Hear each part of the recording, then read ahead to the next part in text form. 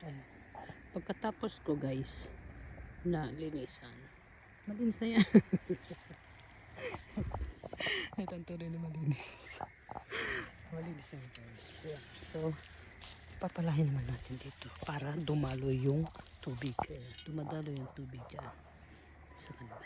Pero ito hindi dumaloy kasi hindi ko pa nililinisan. So ang gagawin natin, tatanggalin natin yung mga nakabak. Itong mas mahirap guys, yung content creator. Content creator, nagbibideo ka ba?